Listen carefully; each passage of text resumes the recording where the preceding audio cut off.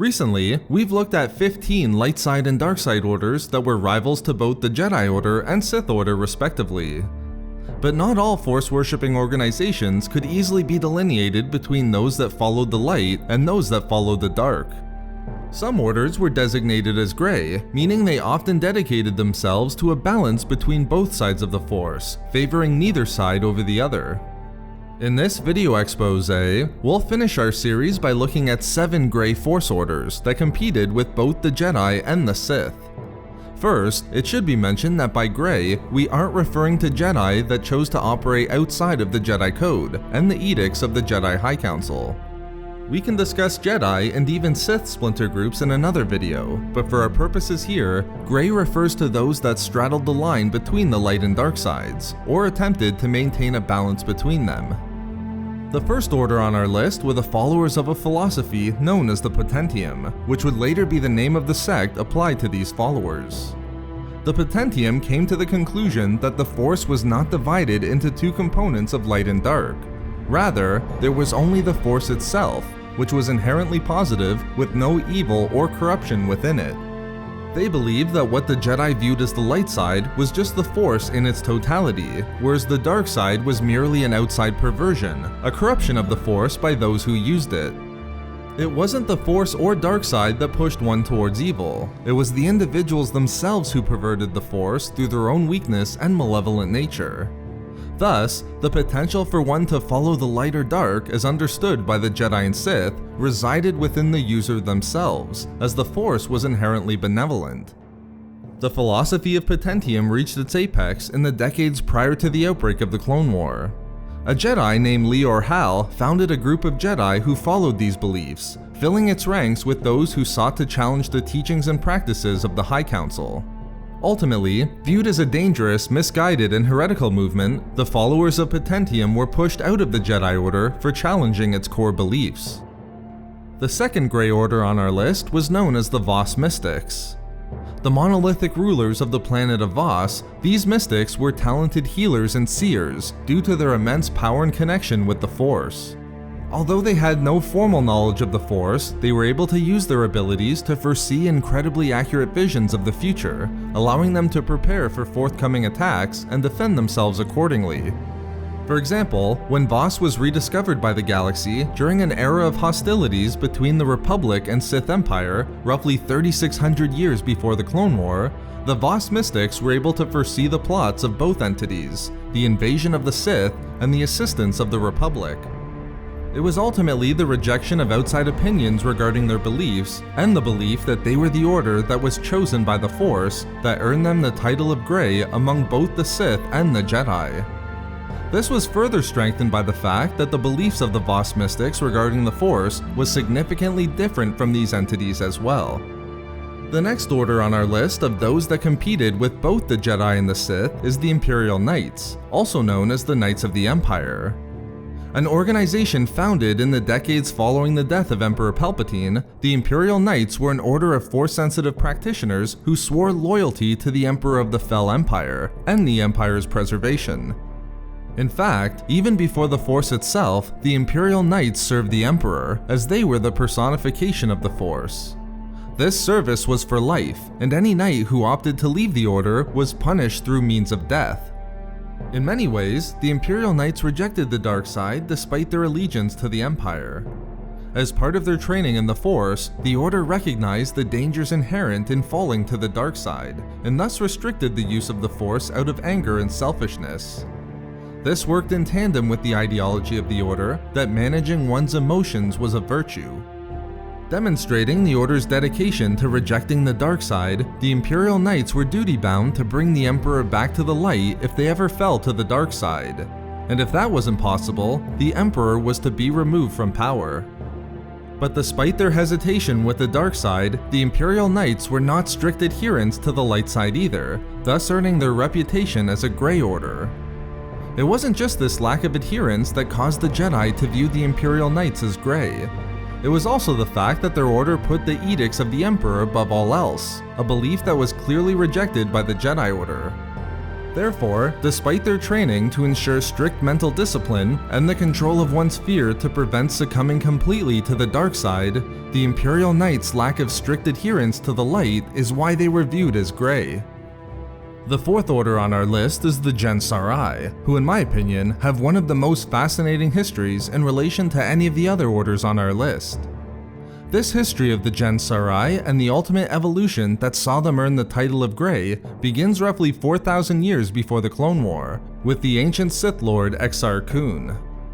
During Exar's tenure as a Sith, he corrupted a Jedi named Larid Noon, who was persuaded to join the Brotherhood of the Sith. Although Exar was eventually defeated, Noon was able to flee the wrath of the Jedi and journey to the moon of Susevphai. While he was never located by the Jedi, Noon created a journal detailing his experiences with Sith ideology. The journal went unread for thousands of years, residing in secret upon the moon where it was created. That is, until it was uncovered millennia later during the Clone War. During the war, a Jedi named Nikos Tiris was convinced he should leave the Jedi Order. This decision came after studying a Sith holocron, likely obtained from Count Dooku, and falsely believing that Jedi philosophy was simply stolen from the Sith, and then perverted to prevent Force users from learning the true way of the Force. Thus, Tiris claimed he found the true way, or the Sarai, as translated to Sith language, which earned him a following among his fellow Jedi. These followers and pupils became known as the Jensaarai, meaning the hidden followers of truth, and rallied around the belief that the Jedi were evil. Ultimately, Tiris and his pupils were located by Jedi Master Nija Halcyon on the moon of Susevphai, with a duel between Halcyon and Tiris ending in the death of both. Only a few of the Jensaarai would survive, but those who did escaped and began searching the galaxy for Sith texts to help them defeat the Jedi. It was Tiris's primary apprentice who would go on to discover the Journal of Noon on Susevphai, untouched for almost 4,000 years. Tiris's apprentice uncovered Noon's theory within the journal, which translated to integrating the shadow, whereby Noon amalgamated his experiences and learning as both a Jedi and a Sith. The apprentice used the journal and this theory to create a new Force tradition among the Jensaarai, one that blended the teachings of both the Sith and the Jedi. The philosophy of the Jensaarai was a mixture of Jedi and Sith teachings, more appropriately, a mixture of the light and dark. The Jedi teachings incorporated the concepts of honor, discipline, and respect, while the Sith teachings incorporated the concepts such as the power of aggression. Therefore, although they would make peace with Luke Skywalker's new Jedi Order and never abandon the principle of defending peace and justice in the galaxy, they were still nevertheless viewed as a Grey Order for their beliefs. Fifth on our list of Grey Orders that rival the Jedi and Sith is the Order of Revin, also known as the Rvinites.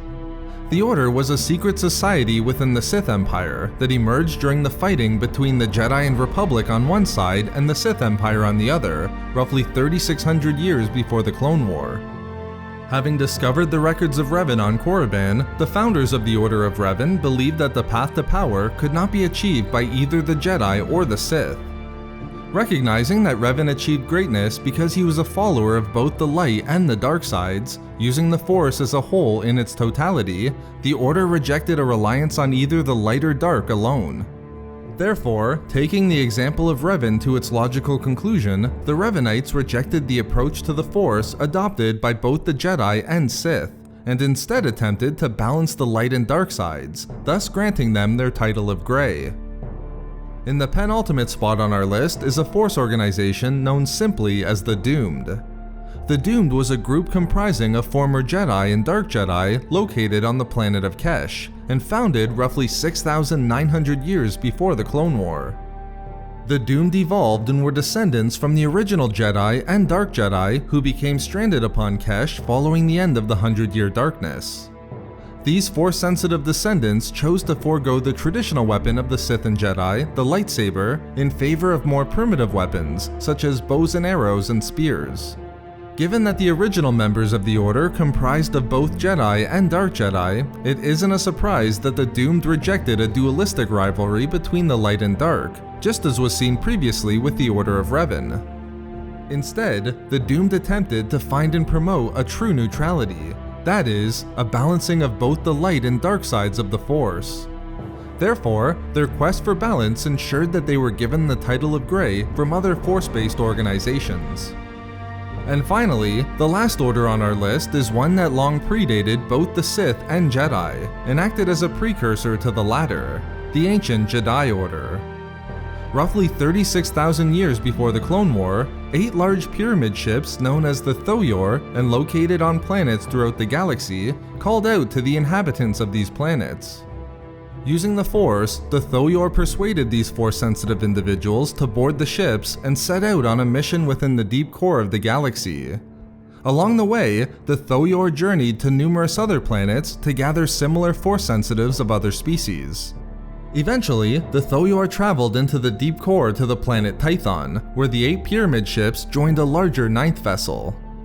Ultimately, those gathered made Tython their home, recognizing they were brought there to study the Force and learn how to master the abilities it offered them. This led to the formation of the Jedi Order. But immediately, the first members of the Order realized not only that the planet was strong in the Force, but that Tython reacted violently with force storms where there was an imbalance between the light and dark sides of the Force. Therefore, the Order focused on maintaining the balance between the light and dark, and came to view the Force as 3 distinct aspects to a unified whole: Ashla the light, Bogan the dark, and Bendu the balance. The duality between the light and dark was represented within the night sky of Tython, wherein the moon they referred to as Ashla was bathed in light, while the moon they referred to as Bogan was shrouded in darkness. To prevent the chaos and disharmony that came as a result of the imbalance between the light and dark, the Jedi Order's primary philosophy of balance was essential to its very survival. Thus, the Order dedicated itself to maintaining a balance in the Force among its members, with those too far to the light sent to meditate on Bogan, and those too far to the dark sent to meditate on Ashla. Because of their dedication to the Force as a whole, and to balancing the light and dark sides, the Jedi Order earned its title of Grey in relation to other orders like the Jedi and Sith. So there we have it, 7 Grey Force orders that competed with the Jedi and Sith Orders. We love making these videos, so why not subscribe for more fun Star Wars theories and discussions. Also, if you enjoyed the video, think about giving a like or leaving a comment. Or perhaps follow us on Twitter @SWReadingClub for updates regarding the channel, or support the channel through Patreon for access to exclusive hangouts and book discussions. If not for me... For what a great idea that could be!